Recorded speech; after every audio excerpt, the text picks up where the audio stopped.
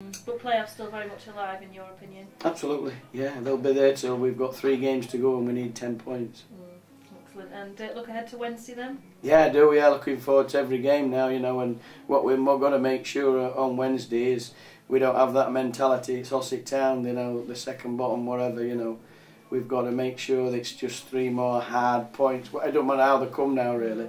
It's not really a case, to be honest, of playing absolute quality football. It's grinding 3 points out. I'd have sooner played crap today and got 3 points. But we've played some very nice football today, and you know, as I say, I keep repeating it, but we've let 2 points slip away, really. So yeah, looking forward to Ossett. Clive went to watch them last night at Frickley. You know, we're doing our work, we're doing our bit right, so we can just get them prepared for Wednesday. I think at the moment they're proper fired up and they're going out with a great tempo. You know, and as I say, you know, if we can get Lee Morris back Wednesday, you know, that'll be even better for me. Is he looking more likely to be? Yeah, I think he'll be fit for Wednesday. He were a squeak off today, but Kay thought, you know, just them extra 3 or 4 days he should, you know, because hamstrings, you don't want it to pop because that's it for season, you know, because I think Gavin's still 3 weeks away, so, you know, but obviously Mark Reed today now, that makes him level top scorer, so, you know, hopefully, you know, he gets another couple on Wednesday and he gets into that 20 bracket, so... Yeah, we're very pleased at the moment how we're doing. We're not having any more training now because we've got games thick and fast. We haven't got a very big squad, so you know, really, basically Saturday midweek, we've cancelled training now for this season. You know, we want the lads, trying to get the lads as fresh as we can because, you know, we are conscious when we play midweek. We don't seem to have the same zest as what we do on a Saturday. You know, but you know. We'll keep going, you know, it's still very much alive, you know, we'll keep plugging away. They've had a great run, and as I say, we'll look forward now to Ossett on Wednesday.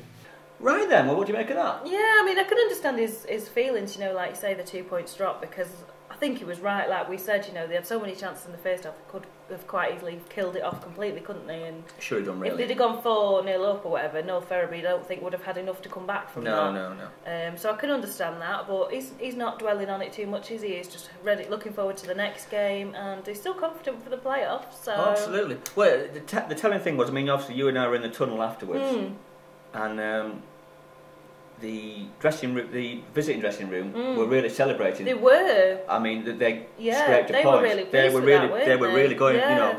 Whereas the Buxton guys were down because they saw his points lost. So I think that's like Buxton have got a slight psychological advantage over them, haven't they? I think we were quite surprised, weren't we, when we heard their manager doing the team talk after, sort of saying how pleased he was that they'd managed to scrape a point. So Buxton have got, I think they have got a sort of.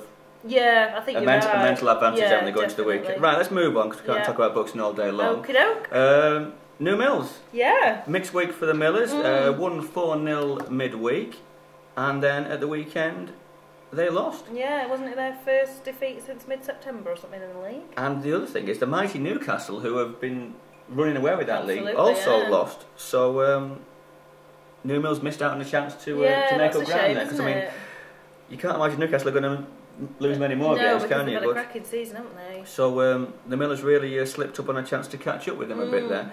In fact, all 4 of the top 4, all the 4 top teams all lost, didn't they? Yeah, they did. I think it was a bit of a controversial one for New Mills, though, wasn't it, on Saturday? It sounded like the ref had an interesting game, but it's referee Mr. Knee.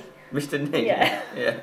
Yeah. So he's kneed him right where. He has. Yeah. Right.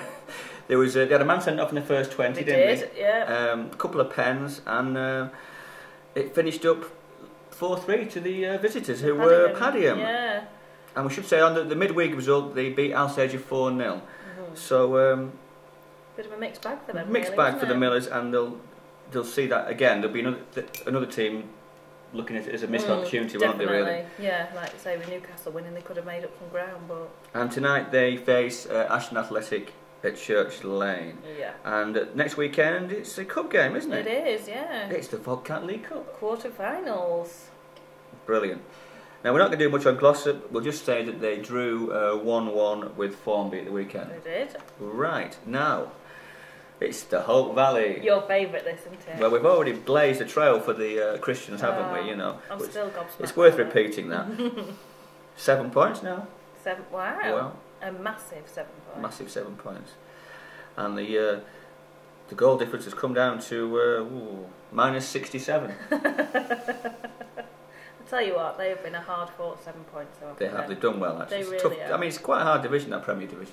Well, there's a lot of goals always in that division, isn't there, in the Hope Valley? I'm always surprised by how many goals there are. So we'll do a quick rundown of what's happened at the top of each of the tables. In the Premier, Dronfield won 4-2 at Hayfield. They're 9 points clear. And second place, Worley Bridge won 5-1 at Bradwell. Local teams, the Dubholes Harper Derby. Harper won that 1-0. In the A division, at the top, Bradwell were held to a draw at Tideswell, and second place Furnace Vale closed the gap a bit. They won 6-0 at Grindleford. Okay. And at the top of the B division, both Bamford and Edale both won. Right. I think that's enough, don't you? Yeah, I think so. Okay, we'll see you next week. See you next week.